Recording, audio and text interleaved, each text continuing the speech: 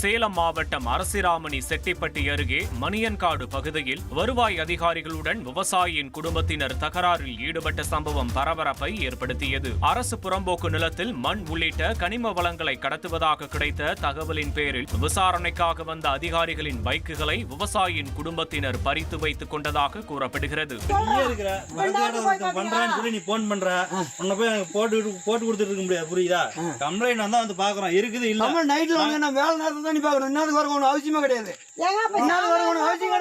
இதனிடையே இரவில் வந்த அதிகாரிகள் தன்னிடம் பணம் கேட்டு மிரட்டியதாகவும் அதனால் சந்தேகப்பட்டு அவர்களை தாக்கிவிட்டதாகவும் விவசாயி தரப்பில் கூறப்படுகிறது. இதுகுறித்து வருவாய் ஆய்வாளர் கனகராஜ் அளித்த புகாரின் பேரில் வழக்கு பதிவு செய்த தேவூர் போலீசார் விசாரணை செய்து வருகின்றனர். புகார் கொடுத்தேன், போலீஸ் வந்தாங்க. போலீஸ் வந்தோன்னே வண்டி கொடுங்க 6:30 மணி. அதுக்கு முன்னாடி எனக்கு 6:30 மணியான்னு தெரியாது. அதுக்கு பின்னாடி 6:30 மணியான்னு தான் வண்டி கொடுத்துருங்க அப்படின்னு சொன்னாங்க.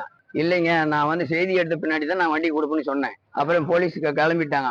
அடுத்த நாள் வண்டி எடுத்துட்டு போயிட்டாங்க. அதுக்கு பின்னாடி தான் அவங்க 6:30 மணியான பேர் என்னன்னு தெரியும். ஒருத்தர் ஒரு மணியார் பேர் முனியப்பன், இன்னொருத்தர் தமிழ் முருகன், ஆரை கனகராஜ். 3 பேரும் கைகள் பாய்ப்பி என்னை திருடன்னு சொல்லி ஒண்ணுக்கு பிரச்சனையாகி அடிச்சு விட்டாங்க. அடிச்சு நான் கவர்மெண்ட் ஜிஹெச் ஹாஸ்பிட்டல்ல சேலம் எடப்பாடி ஹாஸ்பிட்டல்ல அட்மிட் ஆகி இருக்கிறேன்.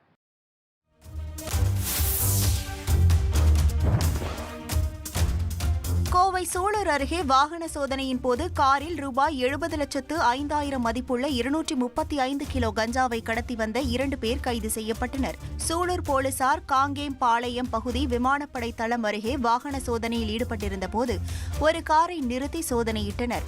அதில் காரில் பல மூட்டைகளில் இருந்த கஞ்சா பறிமுதல் செய்யப்பட்டது. இதுகுறித்து வழக்கு பதிவு செய்த போலீசார் நாகப்பட்டினத்தை சேர்ந்த வேதமணி மற்றும் தூத்துக்குடியை சேர்ந்த சதீஷ்குமார் ஆகிய 2 பேரை கைது செய்து விசாரணை செய்து வருகின்றனர்.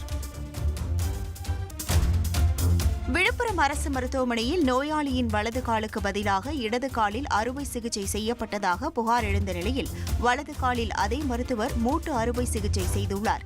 விக்கிரவாண்டியை சேர்ந்த மாரிமுத்து என்பவர் வலது கால் மூட்டு அறுவை சிகிச்சைக்காக விழுப்புரம் அரசு மருத்துவமனையில் அனுமதிக்கப்பட்டார். மயக்கம் தெளிந்து பார்த்தபோது அவருக்கு இடது காலில் கட்டு போடப்பட்டிருந்தது. இதுகுறித்து அவரது மனைவி அளித்த புகாரின் பேரில் விசாரணை நடத்திய மருத்துவக் குழுவினர் அவருக்கு வலது காலுக்கு பதிலாக இடது காலை தவறுதலாக திறந்ததாகவும் பின்னர் தவறை அறிந்து உடனே மருத்துவர்கள் மூடிவிட்டதாகவும் தெரிவித்தனர். இந்த நிலையில் மாரிமுத்துவுக்கு வலது காலில் அதே மருத்துவர் வெற்றிகரமாக அறுவை சிகிச்சை செய்துள்ளார். இந்த சம்பவத்தை தொடர்ந்து மருத்துவர் சரவணன் பணியிட மாற்றம் செய்யப்பட்டுள்ளார். இந்த நிலையில் தங்களுக்கு இழப்பீடு வழங்க வேண்டும் என்று பாதிக்கப்பட்ட மாரிமுத்துவின் குடும்பத்தினர் வலியுறுத்தியுள்ளனர்.